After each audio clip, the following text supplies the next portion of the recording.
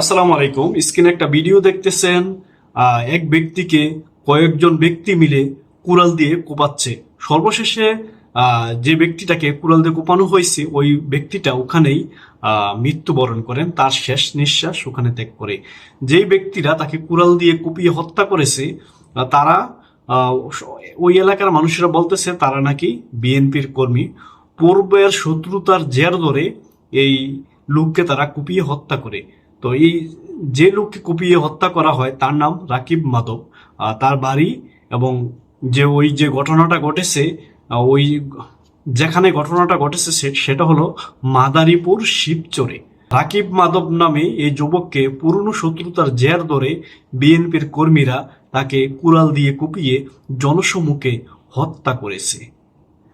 আমি শিওর না যে তারা বিএনপির কর্মী কিনা, তবে এভাবে জনসম্মুখে একটা ব্যক্তিকে কুপিয়ে হত্যা করা মেনে নেওয়া যায় না।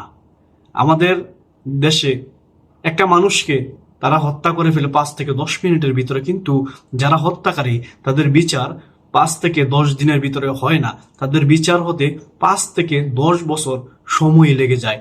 এবং এই 5 থেকে 10 বছর সময়ের মধ্যে অনেকেই আইনের ফাঁকফোকর দিয়ে রাজনৈতিক প্রভাব খাটিয়ে বের হয়ে যায়। অনেক খুনির বিচার হয়, আবার অনেকের বিচার হয় না।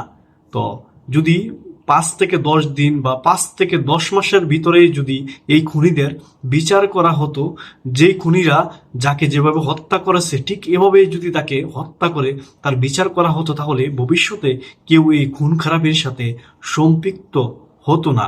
যেমন আজকে দেখলেন কয়েকজন ব্যক্তি মিলে একটা ব্যক্তিকে কুড়াল দিয়ে কুপিয়ে হত্যা করেছে। ঠিক তাদের বিচারটা যখন হবে তখন তাদেরকে কুড়াল দিয়ে কুপিয়ে এভাবেই যদি হত্যা করে তাদের বিচার করা হতো, তাহলে ভবিষ্যতে এরকম নৃশংস, এরকম অন্যায় করার দুঃসাহস কেউ দেখাতে পারতো না। আফসোস, আমাদের দেশে এরকম বিচার হচ্ছে না। একটা বিচার হতে 5 থেকে 10 বছর লেগে যাচ্ছে। এই 10 বছরের ভিতরে আইনের ফাঁকফোকর দিয়ে রাজনৈতিক প্রভাব খাটিয়ে অনেকেই বেরিয়ে যাচ্ছে। অনেকেই ন্যায় বিচার পাচ্ছে না, আবার অনেকেই ন্যায় বিচার পাচ্ছেন বছরের পর বছর ঘুরে। এর শেষ কোথায় আপনারাই বলে যাবেন। ভালো থাকবেন সবাই। আল্লাহ হাফেজ।